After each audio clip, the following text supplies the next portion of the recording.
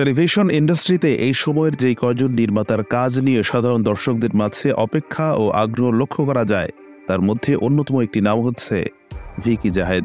অল্প কাজের মধ্যেও গতানুগতিক ধারার বাইরে এসে তার বেশ কিছু ভিন্নধর্মী কাজ আমাদের সাধারণ দর্শকদের কাছে আলোচিত এবং প্রশংসিত।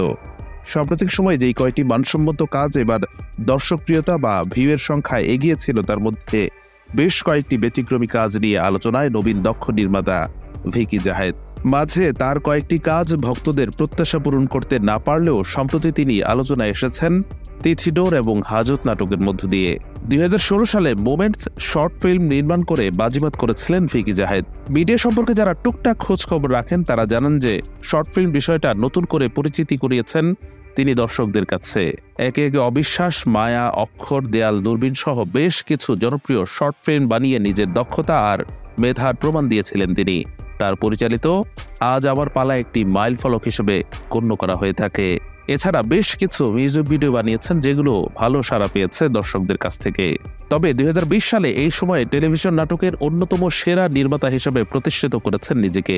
চিরকাল আজ, কায়কোবাদ, চরের মাস্টার বা পুনর্জন্ম সাড়া ফেলার পাশাপাশি ব্যাপক প্রশংসাও কুড়িয়েছে। বিশেষ করে চিরকাল আজ নাটকে অভিনেত্রী মেহজাবিন তার ক্যারিয়ারের অন্যতম সেরা অভিনয় করেছেন এমন দাবির কথাও শুনতে পাওয়া যায়।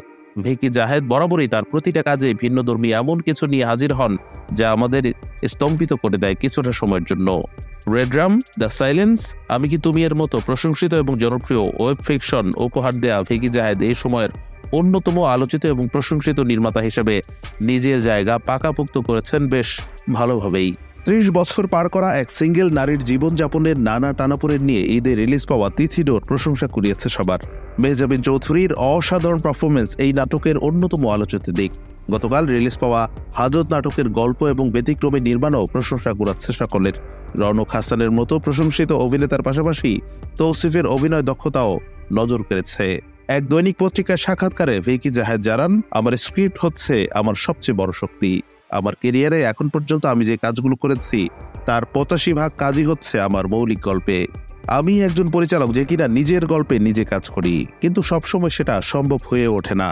তখন বাইরের গল্পগুলো নিয়ে কাজ করি, আর এতে করে দর্শকদের কাছে আমার গ্রহণযোগ্যতাও বাড়ছে।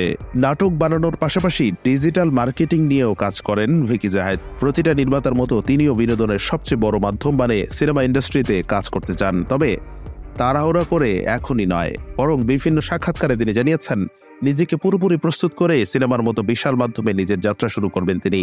আগামীতেও নিজের ভিন্নধর্মী কাজ দিয়ে তিনি আমাদের বিনোদন মাধ্যমে আরও অনেক ভিন্নধর্মী এবং মানসম্মত কাজ নিয়ে হাজির হবেন, এটাই কামনা।